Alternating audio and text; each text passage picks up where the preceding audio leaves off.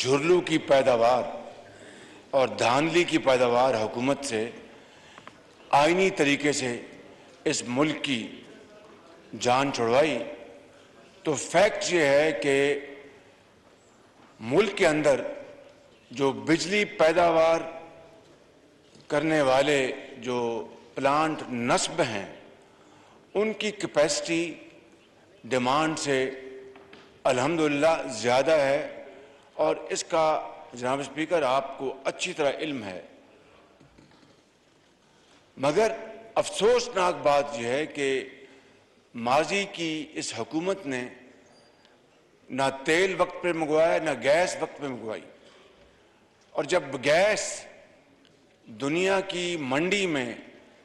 सस्ती तरीन थी $3 पर यूनिट, उन्होंने गैस नहीं मंगवाई और महंगा तेल मंगवाते रहे। और ये पूरी दुनिया जानती है कि वो जो तेल ऑयल माफिया है, कार्टेल है, वो हुकूमत के नर्व्स पे छाया रहा और इस तरह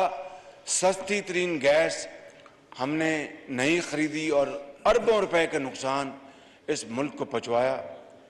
इसके अलावा आप जानते हैं, आप माशाल्लाह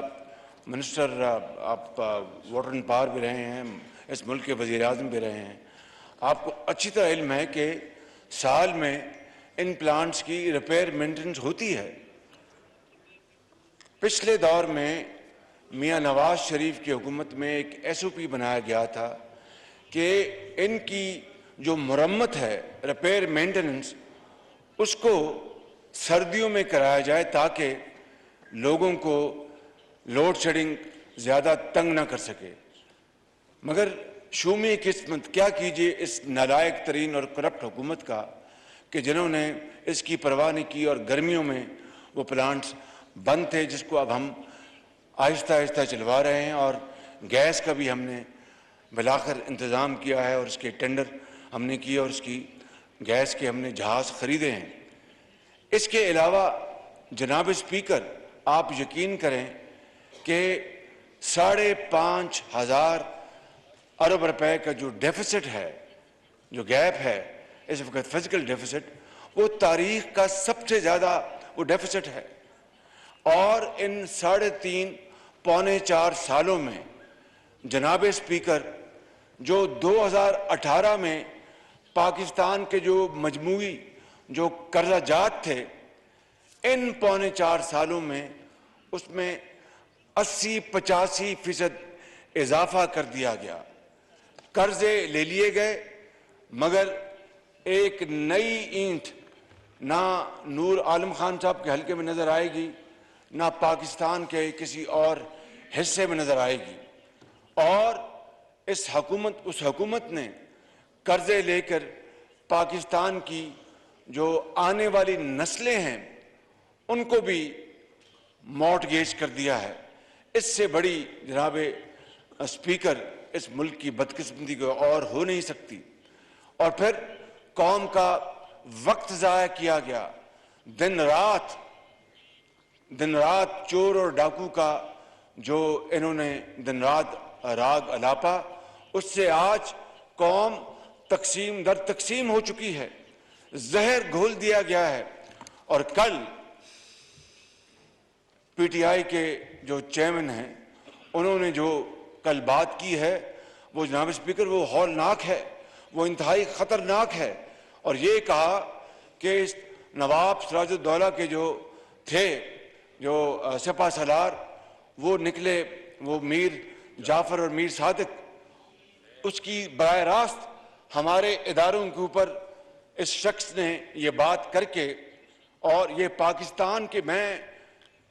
कल भी मैंने एक प्रेस कॉन्फ्रेंस प्रेस के लोगों से मैं मिला और मैंने बताया कि वफादारी और गद्दारी के जो सर्टिफिकेट बांटे जा रहे हैं, हमने नेशनल सिक्योरिटी काउंसिल की मीटिंग की, जो सफ़ीर थे पाकिस्तान के अमेरिका में उस वक्त, और मैं ये बात on the floor of the house पे कर रहा हूँ, with fullest responsibility at my command, honourable speaker, Safeer साहब ने कहा कि मैंने जो ख़त लिखा था, खत में मैंने ये लिखा था कि हमें वो धमकी आमेज गुफ्तगू थी वो, लेकिन ये गद्दारी या साजिश का अंतर कहाँ से निकल आया? ये अल्फाज उस सफ़ीर के हैं जो उस वक़्त अमेरिका में मौजूद थे पाकिस्तान के, और जिन्होंने ये हुकूमत पाकिस्तान को ख़त लिखा था। ख़त NSC में पढ़ा भी गया, और फिर जब एलामिया जारी हुआ तो उसमें जो आखिरी जुमला हर बात कह देता है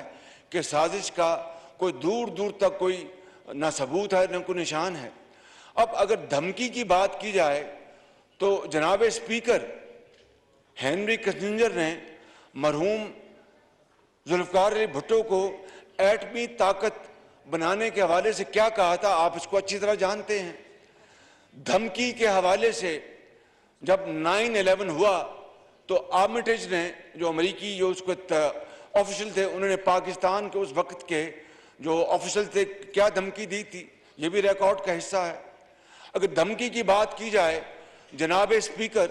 तो फिर 1970 में मरहूम याह्या खान को और जो रूसी जो क़यादत थी वो क्या उन्होंने धमकी आमेज ख़त भी लिखा और बातें भी की। और अगर धमकी को ले लें तो हर रोज़ हम हिंदुस्तान की हुकूमत को धमकियाँ देते हैं, वो हमें धमकियाँ देते हैं, तो क्या वो साजिश है? खुद इमरान नियाज़ी ने यह कहा था कि मोदी को मैं मुबारकबाद देता हूँ, वो आएगा तो कश्मीर का मसला हल होगा। उसने फिर फ़ोन तक ना लिया और फिर अपना अला हज़रत क्यास। ये धमकी की तारीख तो बहुत लंबी है। असल बात यह है कि उसमें साजिश का अंसर जनाब स्पीकर कहाँ से निकला। मगर कल जो इमरान नियाज़ी ने जो बदतरीन गुफ्तगू की है पाकिस्तान के इदारे के बारे में, और सराजुद्दौला का नाम लेके और मीर जाफर का नाम लेके एक मिसाल जो दी है, इससे ज़्यादा कभी हरकत कोई और हो नहीं सकती। यह मैंने जो आपसे अर्ज़ कर रहा था अभी 5 मिनट पहले कि कल मैं जब ऑनरेबल जर्नलिस्ट को मिला जो यहाँ पर भी कुछ मौजूद होंगे, मैंने कहा कि जो ये तमाम बातें करके मैंने कहा कि मैं ना साजिश की बात कर रहा हूँ इमरान खान के हवाले से, ना कोई और बात कर रहा हूँ। शॉर्ट ऑफ दैट आप जो भी कह लें, लेकिन कल जो उन्होंने खुद जो जहर उगला है इदारे के बारे में पाकिस्तान के खिलाफ, ये एक साजिश है, उस इदारे के खिलाफ एक साजिश है। अगर इसको आइन और कानून के रास्ते से ना रोका गया तो खुदा ना खास्ता जनाब स्पीकर, ये मुल्क अल्लाह ना करे मेरे मुंह में खाक, ये फिर शाम और लिबिया की एक बदतरीन भयानक तस्वीर बन जाएगा, जहां पर आज शहरों के शहर आज कब्रिस्तान का वो मंजर दिखा रहे हैं। लाखों लोग वहां पर मारे गए और वहां पर तकसीम दर तकसीम हो चुकी है। खुदारा ये खुदादाद मुल्क पाकिस्तान, हजरत कायद आज़म की अजीम तहरीक और लाखों मुसलमानों की जो उन्होंने कुर्बानियां दी, उनके खून के बदले ये पाकिस्तान मार्ज़ वजूद में आया है। आज अगर आप इक़्तिदार में नहीं हैं, आप तो लाडले थे, आपको बच्चे की तरह दूध पिलाया इस इदारे ने, आपको 3.5 साल उन्होंने, मैं जनाब स्पीकर आपकी खिदमत में और इस मुअज़्ज़िज़ ऐवान की खिदमत में अर्ज करना चाहता हूं, बिला खौफ तरदीद के 75 साल में इस मुक़्तदर इदारे ने पाकिस्तान की किसी हुकूमत, किसी वज़ीर आज़म को इस तरह सपोर्ट नहीं किया जिस तरह इमरान खान नियाज़ी को किया था। ये उसकी बदकिस्मती थी कि उसके बावजूद भी ना कुछ सीखा, ना किया, ना कारकर्दगी, ना खिदमत की कौम की। ये सपोर्ट इस इदारे ने जो इमरान खान को दी है 75 साल में, ना इसकी मिसाल मिलती है, ना आइंदा कभी मिलेगी। मैं तो एक लाइटर वे में कहा करता था और कहता हूं कि इसकी जितनी सपोर्ट इस लाडले को मिली, अगर 20% या 30% आपको या किसी और को या हमें मिली होती तो हम इस मुल्क को इस तरह, जिस तरह जहाज उड़ता है इस तरह ले चलते अल्लाह ताला के फजल करम से। मगर इस तमाम तर सपोर्ट के बावजूद यह बुरी तरह नाकाम हुआ। और आज ना अगर मैं नहीं खेलूंगा तो किसी को नहीं खेलने दूंगा। ये रविश, ये कहां की रविश है? और जनाब स्पीकर, मैं समझता हूं कि कल जो उसने ज़ुबान इस्तेमाल की है, अगर इसको आइन और कानून के दायरे में रहकर सख्ती से ना रोका गया तो खुदा न खास्ता इस मुल्क में एक बहुत ज़्यादा एक भूचाल आ सकता है।